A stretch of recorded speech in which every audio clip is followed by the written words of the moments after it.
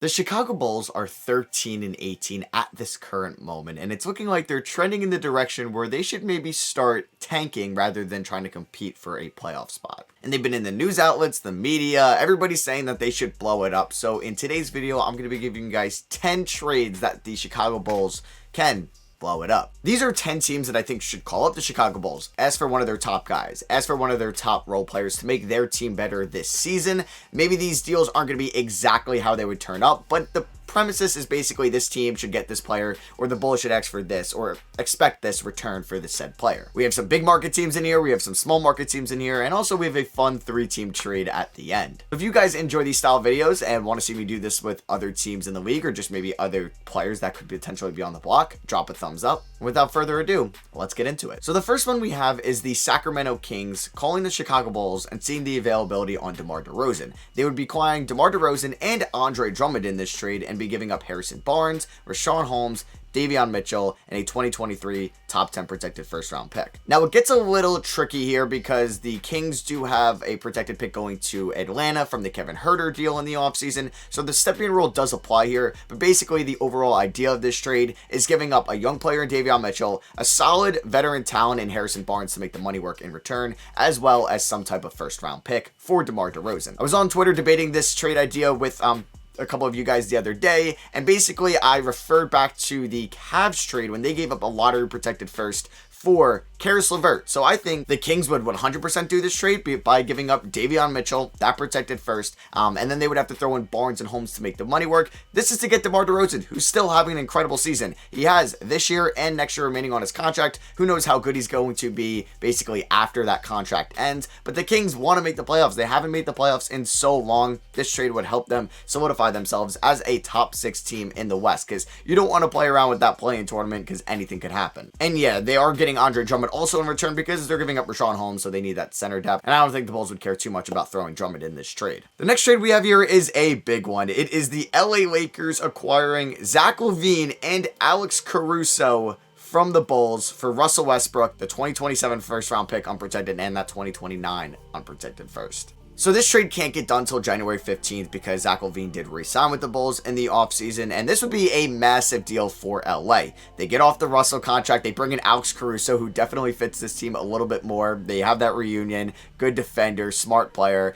They do have to give up those first round picks down the line. Maybe it's not those two exact ones, maybe there's a protection on one of them, but they're getting Zach LaVine, who's had an interesting 2023 season. He's been a little bit inefficient at times, and you're like, all right, is he worth this $35, $38, $40 million contract he's on? In my opinion, I don't think so, but I think the Lakers would value that a lot more because their window is right now. If they can have a healthy AD, healthy LeBron, and a healthy Zach LaVine going into the playoffs, and they also have solid role players around those guys like Alex Caruso, Lonnie Walker, Austin Reeves, Thomas Bryant, they could maybe make a run. They could also do something with Patrick Beverley as well. And to be honest, I think the Lakers should give up those first round picks down the line. It's weird because it's like, you want to give up those first?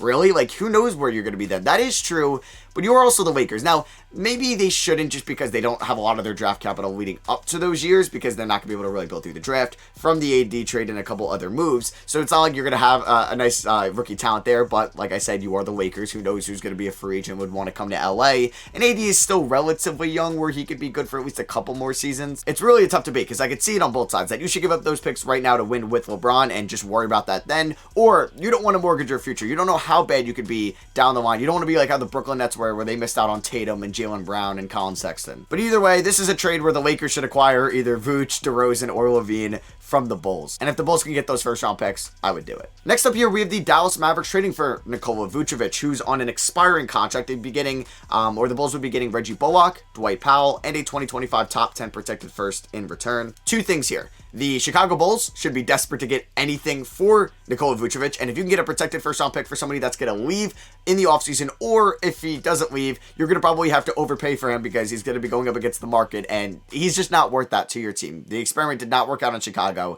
You should be jumping over anything to get rid of him. And then for the Mavericks, you should be desperate to add any type of talent around Luka Doncic, and this might be the cheapest way to get a solid big on this team, somebody that could space the floor, and you could space the floor better better than Christian Wood can, and you could just put Christian Wood on the bench and not have him play with Luka and stagger those minutes. I mean, Dwight Powell's expiring. The Bulls would have to eat the Bullock contract for a year. Who knows? Maybe you could build up his trade value in 2024 as a good shooter. You can move him at that deadline, and you get a first-round pick, like I said. I think the Mavericks should be trying to call Chicago and see how cheap they can get one of their big-name players. Maybe this is a Josh Green instead of a first. Maybe it's a Jaden Hardy instead of a first. Either way, the Mavericks should try to get Vučević because I think he'd be the cheapest out of LaVine and DeRozan. Next up, we have a funny one. It's James Wiseman going to the Chicago Bulls straight up for Alex Caruso. It's kind of crazy how much James Wiseman's value has dropped. He was the former second overall pick. He was sandwiched between the Anthony Edwards and LaMelo Ball picks. I know, right? It is absolutely crazy, but the Warriors are trying to win now. Steph's not getting any younger. Draymond might not be here next year, and Clay isn't getting any younger either. You've had your fair share of injuries this year. Wiseman just hasn't worked out. He's been up and down in the G League. He did have a nice performance the other night. Scoring-wise, he did have 30 points on 12 for 14 shooting, but the defense, I don't know if it's going to be huge for the Warriors. And maybe if you're moving Wiseman, you'd rather call up like Indiana and try to do something with Miles Turner,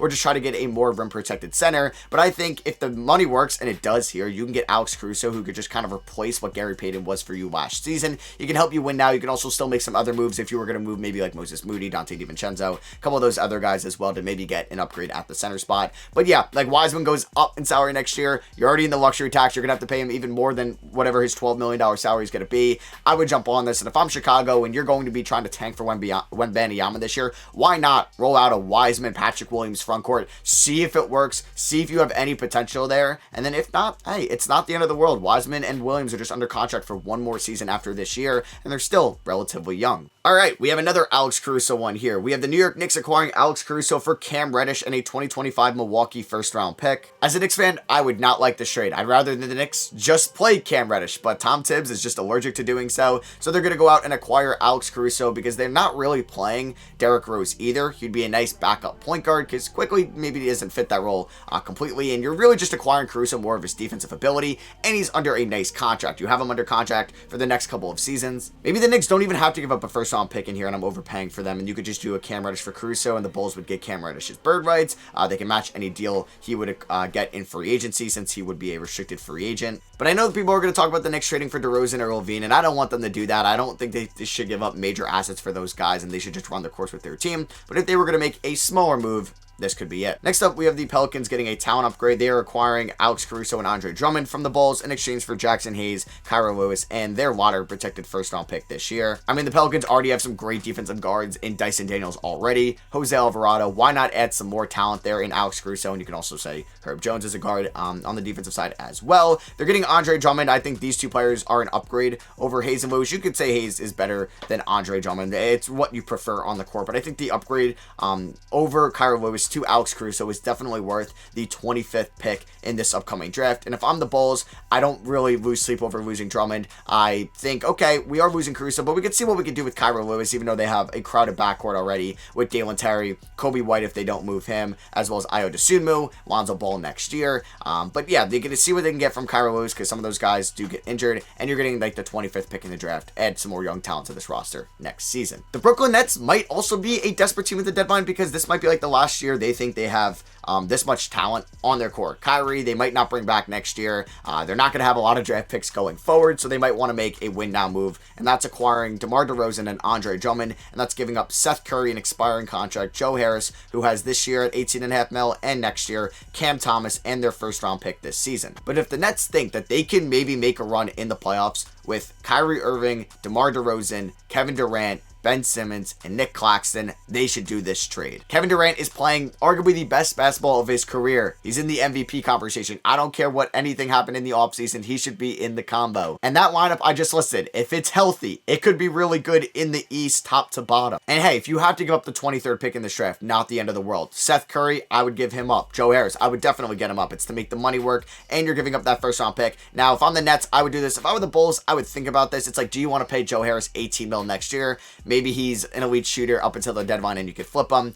but the odds of that probably aren't likely. Maybe you can reflip Seth Curry for an asset. That is possible as well. And hey, maybe they're big on Cam Thomas. Maybe they like his talent, and you would get a first-round pick in this upcoming draft for DeRozan, who could leave not this year, but next year in free agency, and you might not even be good till then. Next up, we have a Memphis Grizzlies DeMar DeRozan trade. They're acquiring DeMar DeRozan, and first time mentioned in this video, Kobe White, in exchange for Tyus Jones, Dylan Brooks, David Roddy, and a 2024 first-round pick via Golden State. Now, Memphis, for the playoffs, could have a really good rotation of John Morant, Desmond Bane, DeMar DeRozan, Jaren Jackson Jr., and Steven Adams. They also get Kobe White to offset the loss of Tyus Jones as the backup point guard. They have a plethora of young talent with Jake LaRavia, Santi Aldama, Zaire Williams, so I think moving David Roddy isn't the end of the world. Dylan Brooks is a nice get for the Bulls because they can maybe see if they want to re-sign him, see if he still has long-term 3-and-D ability for them, and then also you get a first-round pick in 2024. You could also ask for a different first-round pick that the Memphis Grizzlies have. I thought this could be one of the more valuable ones, seeing if Draymond leaves, maybe the Warriors aren't good next year. If Clay hits some regression, maybe Curry hits some regression, but probably not. But either way, this is trying to get DeMar DeRozan to Memphis, and Memphis, they seem that they are pretty conservative when making a big move. They've accumulated a lot of assets over the last couple of seasons, but they haven't really pulled the trigger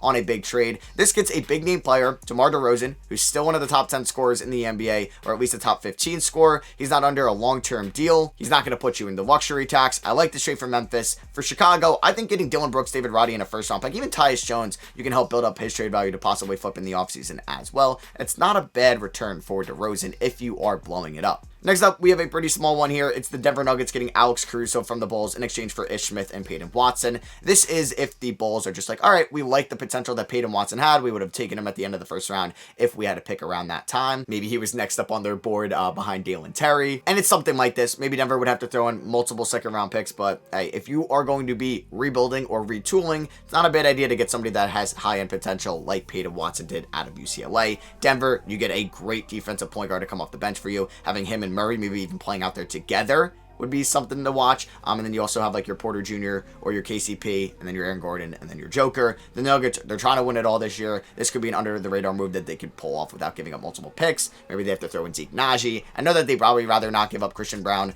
or definitely Bones Highland in this deal. Maybe Peyton Watson gets it done. Maybe I'm overvaluing him. That's fine. It's just the idea of trying to get Caruso to Denver. And finally, we have that 3-team trade that I mentioned. It's the Chicago Bulls acquiring Reggie Jackson, Robert Covington, mainly to make the money work, John Collins, Brandon Boston Jr., and a 2023 lottery-protected first-round pick from the Atlanta Hawks. The Clippers are getting Nikola Vučević from the Bulls, and the Hawks are getting DeMar DeRozan for the Bulls. So we'll start on this with the Atlanta Hawks. They're basically giving up John Collins, who they're shopping anyway, and their lottery-protected first-round pick. They hope that they are in the playoffs, so this isn't the greatest first-round pick in the world. For DeMar DeRozan, you'd have Trae Young, DeJounte Murray, DeMar DeRozan. You figure out your front court who you want to put at the 4. Maybe that is DeRozan, and you play AJ Griffin, DeAndre Hunter is going to be in there, and then you can have a Capella or a Kungwu at the 5. The only turnoff, you can be like, all right, DeRozan might need the ball in his hands a ton. So does Trae Young. So does DeJounte Murray. There's just not enough basketball for everybody here, and there's already been some kind of locker room issues with the Hawks this season. But if they wanted to maybe make a win-now move, this could be it with DeRozan. If they're like, all right, like maybe this experiment with Trae Young, DeJounte Murray isn't go far. We're going to have to reset it in the offseason. Let's just try to see how far we can go with just losing John Collins, who we were going to trade anyway, and the 21st pick in the draft for DeMar DeRozan. It's definitely worth the risk for the potential reward. The LA Clippers, they're giving up Reggie Jackson and Robert Covington in this trade, mainly to get the salary to acquire Nikola Vučević. They didn't really have much first-round picks to give up, so I threw in Brandon Boston, who could be treated as one. You could also throw in like a Terrence Mann, but I don't know if the Clippers would want to do that as well. But they're getting Nikola Vučević, who would be an upgrade over Vita Zubac. Maybe. You can maybe even play both out there if you wanted to do like a John Wall, Paul George, Kawhi Leonard, Vooch, and Zubac out there, because Vooch can obviously space the floor. Maybe he's best suited as a power forward. Or hey, maybe he just runs that second unit and he really gives you some more talent there on the offensive side of the ball, like for the Hawks. But the Clippers, their window is a lot shorter. It's kind of like this year and next year. They need to win right now. This could help that. And for the Bulls, like I said, Vučević doesn't have much value at the deadline. Since he's an expiring, he's 32. I don't think he's going to have too much value. So getting Brandon Boston for him might be worth it. You're getting John Collins, who's a good talent in return, and a first. Collins fits the Lonzo LaVine timeline a lot more than DeRozan does, so you might value that there. And if you don't think Patrick Williams is the long-term answer at the 4, this could be possible. And hey, maybe you also just run Patrick Williams and Collins in that front court. convert Collins to a center or convert Williams to a center and see if that works. That could be fun to watch. But yeah, this one's just for fun. Just wanted to throw a 3-teamer in here. So hope you guys did enjoy. Drop a like if you did. Let me know what was your favorite trade down below. I didn't include Lonzo Ball in any of these because I think that they would want to keep him even if they were blowing it up, since he's going to be missing most likely the rest of the regular season. They want him fully healthy for next year, and him being out does help them tank. And yeah, the reasons for this trade, to move on from DeRozan, to move on from Vučević, and I had that random LaVine trade in here, Caruso as well, is to try to have your pick convert. The Magic get it if it's pick 5 or lower. If it's 5, 6, 7, 8, it goes to the Orlando Magic. You want to try to end up with probably a bottom 6 record so that you can have a chance at getting 1, 2, 3, or 4 to keep your pick and have that young core next year of Lonzo, of LaVine, young-ish. Maybe you have John Collins in here, or maybe you have some other young player that I had them acquire in this trade. Maybe you have multiple first-round picks, including, and then you also have Dalen Terry, I would assume. You just want to have a young core with some type of direction next season. I believe this is coming out on Christmas Eve, so I hope you guys have a great Christmas Eve, great Christmas, happy holidays for whatever you celebrate, and I'll catch you on the next one. Peace.